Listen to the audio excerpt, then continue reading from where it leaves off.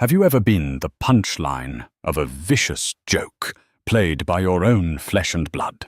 Chloe thought she was walking into a romantic blind date orchestrated by her twin. Instead, it was a trap designed to completely humiliate her until the city's most feared boss sat down. There is a unique, suffocating kind of pain that comes from being the ugly twin. For Chloe and Jessica Sullivan, the genetic lottery had played a cruel, polarizing trick. Born just 4 minutes apart, they shared the same auburn hair and striking hazel eyes, but that was where the similarities violently ended. Jessica was a pristine size 2, a former high school cheerleader, a current Instagram influencer, and a woman who moved through the world like she owned it. Chloe was fat. She wasn't thick in the trendy, socially acceptable way that the internet praised, nor was she mildly curvy. She was a genuine size 22. For 24 years, she had existed entirely in Jessica's shadow, known to their Boston suburb only as Jessica's bigger sister. While Jessica spent her weekends at exclusive clubs in the Seaport district, Chloe stayed in her modest Cambridge apartment, working as a freelance data analyst and escaping into romance novels. Chloe had long ago made peace with her body, finding comfort in her own skin. But the world, and specifically her twin sister, never let her forget that she didn't fit the mold. Jessica's cruelty was rarely outright. It was insidious. It was the backhanded compliments, the exaggerated sighs when Chloe ordered a carbohydrate at family dinners, and the constant, suffocating pity. So when Jessica showed up at Chloe's apartment on a rainy Tuesday afternoon, holding 2 iced lattes and a deceptively sweet smile, Chloe's guard immediately went up. "I have a surprise for you," Jessica announced, dropping her designer bag onto Chloe's worn sofa. "You're going on a date this Friday." Chloe froze, her fingers hovering over her laptop keyboard. "Jessica, no. You know I don't do blind dates, not after the last time." "Oh, come on, Chloe. That was college. We were kids." Jessica waved her perfectly manicured hand dismissively. "This is different. My new boyfriend, Brad Harding, has a cousin who just moved to the city. His name is Liam. He's 26, he's an architect, and Brad says he specifically loves bigger girls, like he prefers them. He saw a picture of us from Mom's birthday, and he practically begged Brad to set it up." Chloe felt a dangerous, terrifying flutter of hope in her chest. She tried to squash it. "He saw a picture of me, and he wanted to go out with me." "Yes!" Jessica beamed, reaching out to squeeze Chloe's hand. "Look, I know I've been a lot. Sometimes. I just want you to be happy. You deserve a good guy. Please just say yes. I even booked a table for 2 at the Glass Orchid for 7 p.m. The Glass Orchid was one of the most exclusive, expensive restaurants in downtown Boston. It was the kind of place where businessmen sealed million-dollar deals and celebrities hid from paparazzi. The gesture seemed too grand, too thoughtful for Jessica. But looking into her twin's eyes, Chloe saw what she thought was genuine sisterly affection. Against her better judgment, the lonely, hopeful part of Chloe surrendered. "Okay, I'll go." The next 3 days were a whirlwind of anxious preparation. Chloe spent a reckless amount of her savings on a deep emerald green velvet wrap dress. It clung to her curves beautifully, highlighting her waist and draping elegantly over her hips. She spent 2 hours doing her hair, letting soft, romantic curls fall over her shoulders, and applied her makeup with a trembling, careful hand. Looking in the mirror before she called her Uber, Chloe felt something rare and fragile. She felt beautiful. When she arrived at the Glass Orchid, The maitre d' looked her up and down with a thinly veiled expression of judgment, but upon hearing the reservation name, he led her to a highly visible booth right in the center of the dining room. The restaurant was a masterpiece of modern luxury, dimly lit by blown glass chandeliers, with soft jazz playing beneath the low hum of wealthy patrons conversing.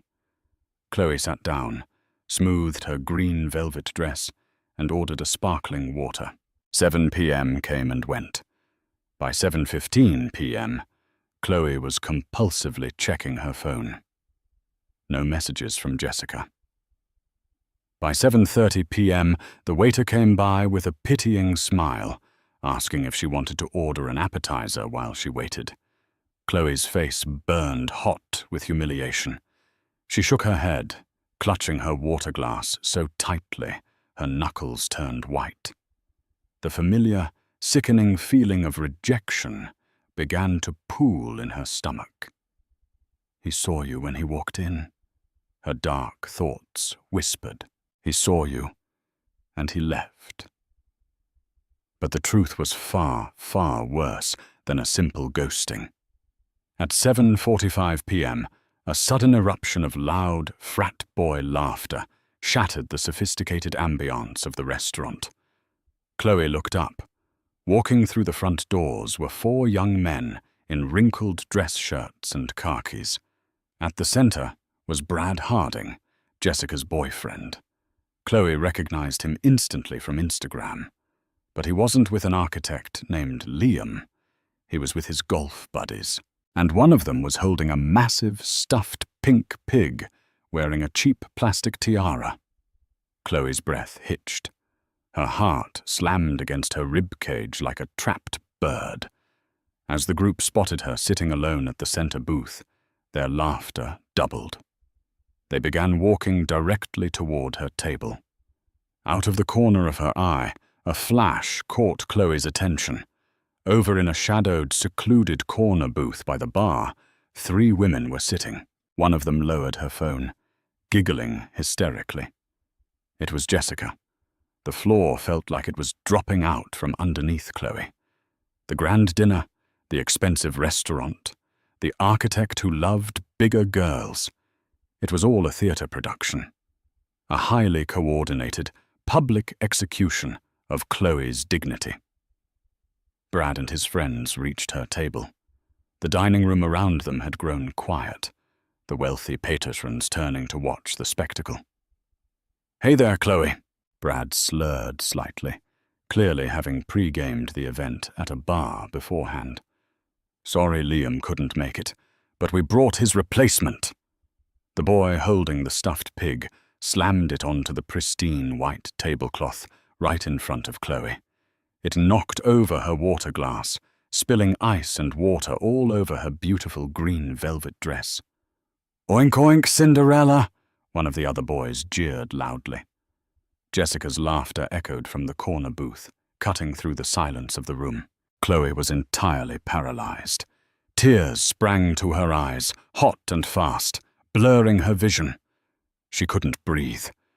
The humiliation was so absolute, so suffocatingly heavy, that she couldn't even find the strength to stand up and run. She was frozen in her chair, a public spectacle, the fat, ugly sister proving once again that she was nothing more than a joke. "Oh, look, the pig is crying," Brad mocked, leaning on the table. "Did you really think a guy like my cousin would want a fat—" Brad never finished his sentence. The heavy, soundproof double doors of the glass orchid didn't just open. They were thrust open by 2 massive men in tailored black suits. The already quiet restaurant plunged into a dead, terrified silence. The jazz music abruptly cut off as the bartender scrambled to turn the speakers down. Walking through the doors was a man who seemed to suck all the oxygen out of the room. Lorenzo Moretti. Even Chloe, isolated in her tech bubble, knew the face. You didn't live in this city without knowing who the Moretti family was. They owned the ports, the unions, and a vast majority of the real estate, operating a criminal empire under the guise of venture capitalism. Lorenzo was the newly minted Don, 32 years old, violently handsome, and utterly ruthless. He wore a bespoke midnight blue suit that molded to his broad shoulders. A faint, jagged scar cut through his left eyebrow, making his sharp, predatory dark eyes look even more menacing. Lorenzo did not look at the maitre d'. He did not look at the politicians dining in the back. His dark eyes locked onto the center booth. He walked forward. His two massive enforcers flanked behind him. Brad Harding, noticing the sudden silence, turned around. The smug, drunken sneer melted off his face instantly, replaced by a pale, chalky terror. Lorenzo stopped just inches from Brad. He didn't yell. When he spoke, his voice was a low, gravelly baritone that vibrated with lethal intent. "You are standing at my table," Lorenzo said softly. Brad swallowed hard, taking a trembling step back. I'm sorry, Mr. Moretti. We were just—" "I don't care what you were just doing," Lorenzo interrupted, his voice dropping to a whisper that somehow carried across the silent room. He glanced down at the stuffed pig on the table, then looked at Chloe. He took in her tear-stained face, her trembling shoulders, and the water soaking her velvet dress. A dark, terrifying shadow crossed his expression. Lorenzo looked back at Brad. "Pick that piece of trash off the table. Then take your friends and walk out of my city. If I see your face in Boston after midnight tonight, they won't find enough of you to bury." Brad snatched the stuffed pig off the table as if it were on fire. The four boys didn't even look back at Jessica. They scrambled over each other, nearly sprinting out of the restaurant in absolute, unadulterated fear. In the corner booth, Jessica had lowered her phone. She was staring, open-mouthed and pale. Lorenzo didn't acknowledge the fleeing boys. He pulled out a spotless silk handkerchief from his breast pocket and gently, almost reverently, handed it across the table to Chloe. "Dry your tears, Mia Bella," Lorenzo said, his voice entirely different now, smooth, warm, and strictly focused on her. "A woman should never ruin her makeup for boys who still drink cheap beer." Chloe took the handkerchief with trembling fingers, too stunned to speak. She dabbed her eyes, staring up at the terrifying Mafia Boss who had just single-handedly saved her from the worst moment of her life. Lorenzo didn't walk away. Instead, he unbuttoned his suit jacket and smoothly slid into the empty seat across from her. The seat meant for her fake date. He snapped his fingers once. The maitre d' practically materialized at his side, sweating profusely. "Clear this wet tablecloth," Lorenzo ordered without looking at the man. "Bring us your best vintage Barolo, the Wagyu appetizers, and send someone to the boutique next door to fetch a cashmere wrap for the lady. She is cold." "Right away, Don Moretti," the maitre d' squeaked, vanishing instantly. Chloe finally found her voice. It was a pathetic, shaky whisper. What are you doing?" Lorenzo leaned forward, folding his large, ring-adorned hands on the table. The dark, dangerous aura around him seemed to soften just for her. He looked at her with an intensity that made her toes curl in her heels. "I came here to collect a debt from the owner," Lorenzo said, casually, his eyes lazily tracing the curve of her jaw, the fullness of her lips, and the soft, beautiful shape of her body in the velvet dress. "But then I saw a group of dead men harassing the most beautiful woman in this restaurant. So I decided my schedule had opened up." He tilted his head, a devastating, genuine smirk playing on his lips. "I'm Lorenzo, and unless you have somewhere else to be, I believe we are on a date." The waiter returned in record time, swapping out the wet tablecloth with the frantic speed of a man defusing a bomb. Moments later, a breathless boutique assistant scurried into the restaurant and draped a heavenly soft black cashmere wrap over Chloe's shivering shoulders. The vintage Barolo was poured, and for the first time in her 24 years, Chloe was the undisputed center of the universe. Lorenzo Moretti did not treat her like a charity case. He didn't treat her like a fetish or a curiosity either. He treated her like a queen holding court. Over plates of seared wagyu and truffle risotto, he asked her about her data analytics work, genuinely listening as she nervously explained her predictive algorithms. When she spoke, his dark, dangerous eyes never drifted. They remained entirely fixed on her face, occasionally dropping to admire the swell of her cleavage against the emerald velvet or the soft curve of her waist. "You hide yourself," Lorenzo observed, his deep voice slicing through the ambient noise of the restaurant. He took a slow sip of his wine. "Why?" Chloe looked down at her hands, the old insecurities bubbling up. "Look at me, Lorenzo. I don't exactly fit the Boston elite mold. In my family, I'm the before picture. Jessica is the after." A low, menacing growl vibrated in Lorenzo's chest. "Your sister is a hollow piece of glass. Pretty to look at, but empty inside, easily shattered. You." He reached across the table, his calloused thumb gently tracing the soft fullness of her cheek, "are a masterpiece, breathtaking. Soft where a woman should be soft, sharp where a woman should be sharp. The fact that the men in this city have been too blind to worship you is a failure on their part, not yours." Chloe's breath caught. No one had ever spoken to her like this. No one had ever looked at her with such raw, unfiltered hunger. Across the dining room, the shock in the corner booth had finally worn off, replaced by a toxic, boiling jealousy.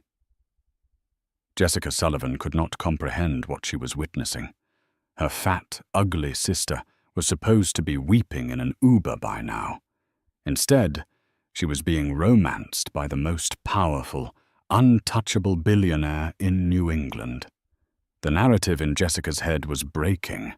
Unable to control her narcissism, Jessica stood up. She smoothed down her microscopic designer dress, tossed her auburn extensions over her shoulder, and sauntered toward their center booth, wearing her most seductive, camera-ready smile. "Excuse me," Jessica purred, stopping right next to Lorenzo's chair. She aggressively ignored Chloe, focusing entirely on the Mafia Boss. "I couldn't help but notice you saved my sister from that awful prank. I'm Jessica. I just wanted to personally thank you, Mr. Moretti." She leaned forward deliberately, offering him a plunging view of her chest. "Maybe I could buy you a drink to show my gratitude." Chloe shrank back into the booth, the familiar weight of her sister's shadow threatening to consume her. This was how it always happened. Jessica wanted it. Jessica took it. Lorenzo didn't even look at Jessica. He continued cutting his steak, his movements methodical and calm. "Matteo," he said softly. One of the massive enforcers standing near the doorway instantly stepped forward. "Yes, boss." "Why is there a rat standing near my table?" Lorenzo asked, taking a bite of his food. He finally turned his head, looking at Jessica with an expression of such absolute, freezing disgust that Jessica physically recoiled. "I specifically asked to dine without the stench of garbage."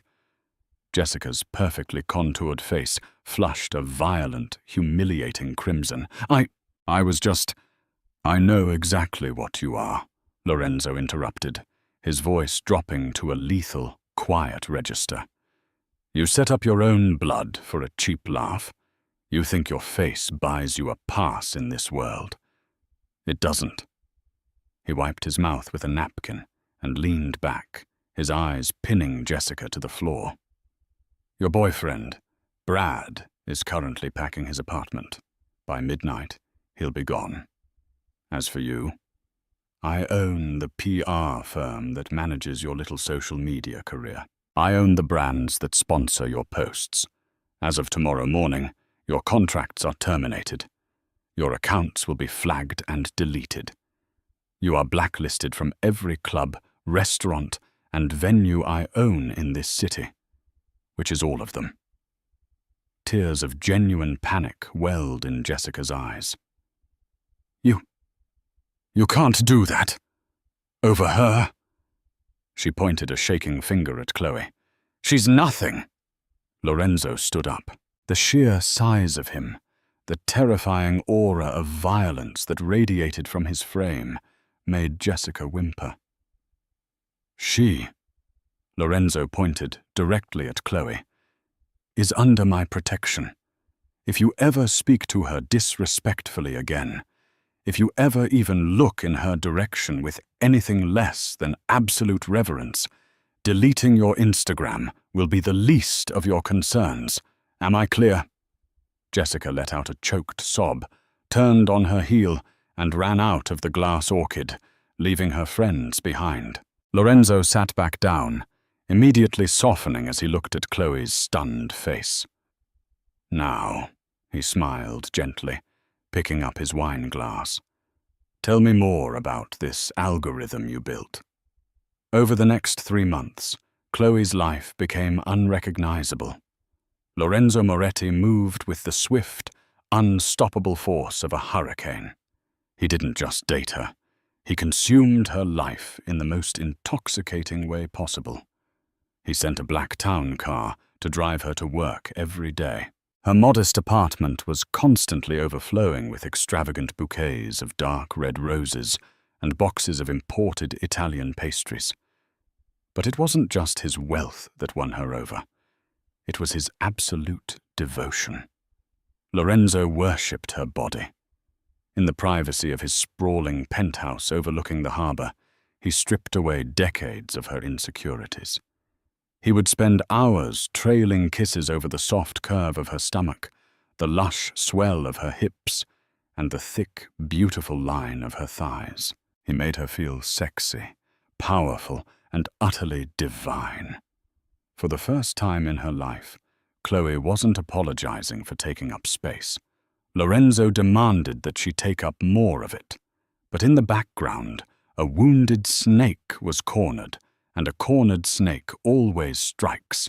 Stripped of her influencer status, dumped by Brad, and exiled from Boston's high society, Jessica was drowning in debt and bitterness.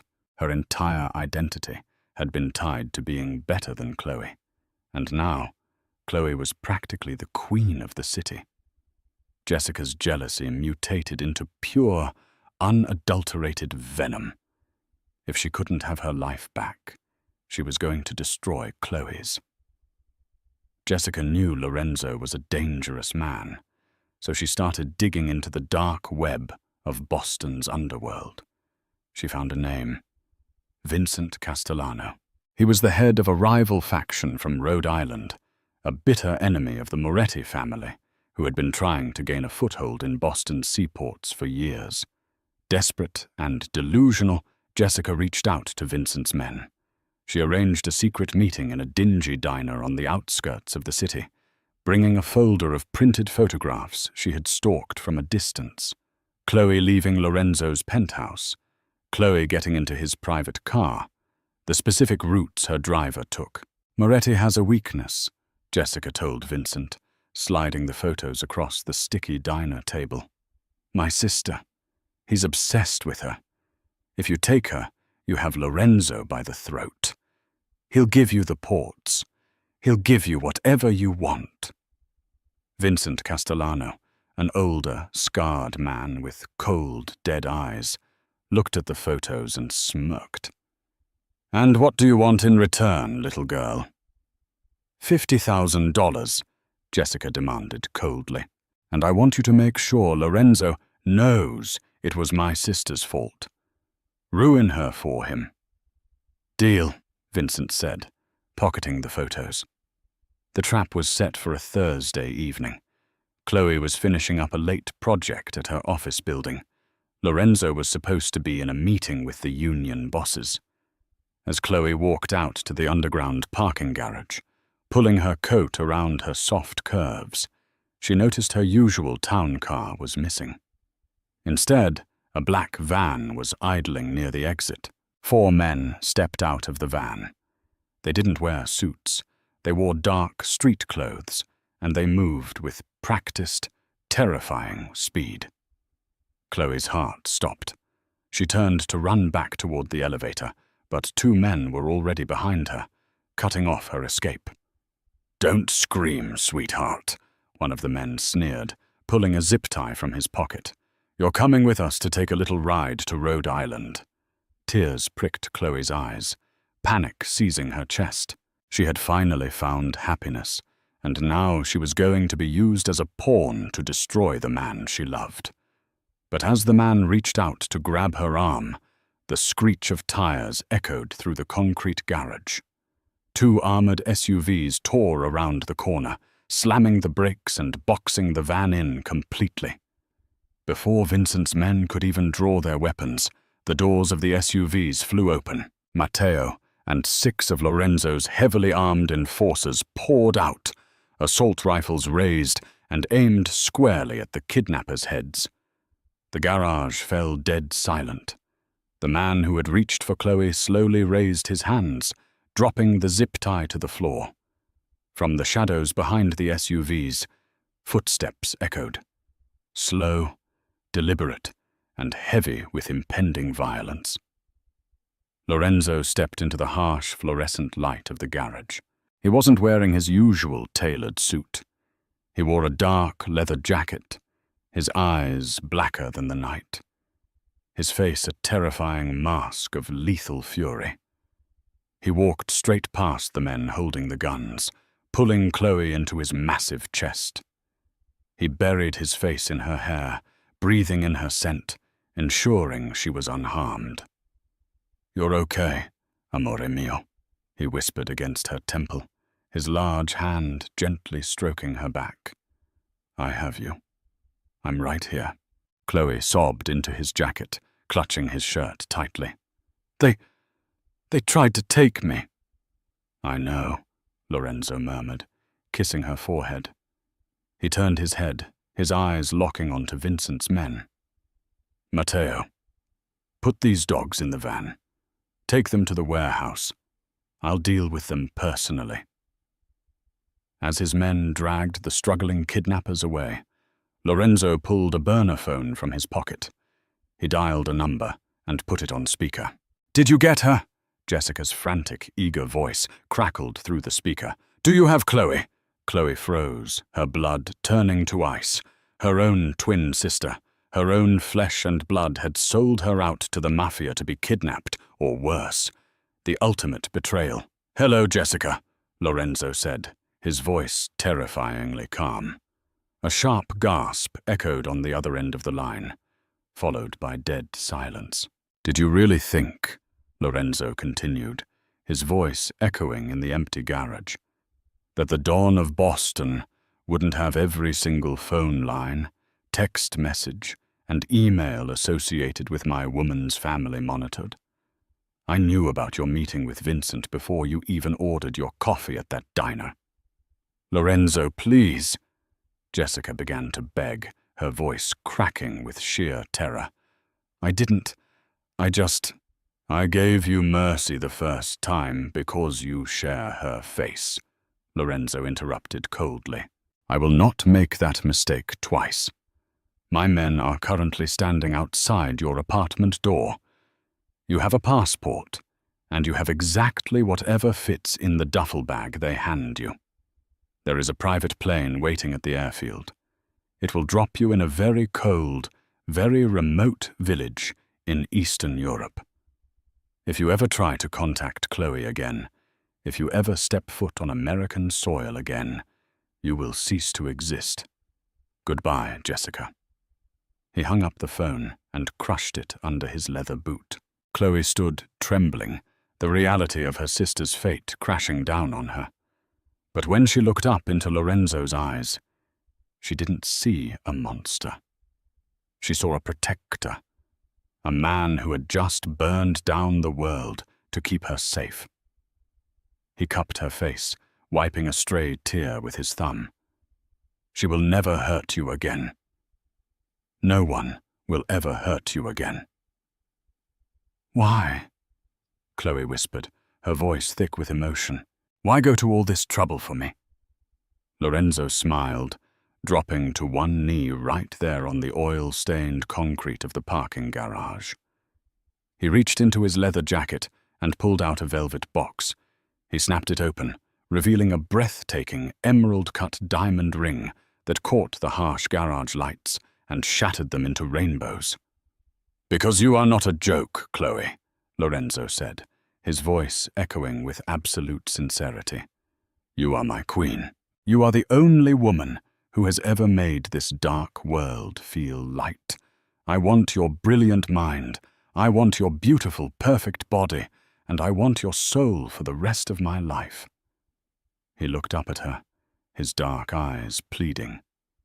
"Marry me, Mia Bella.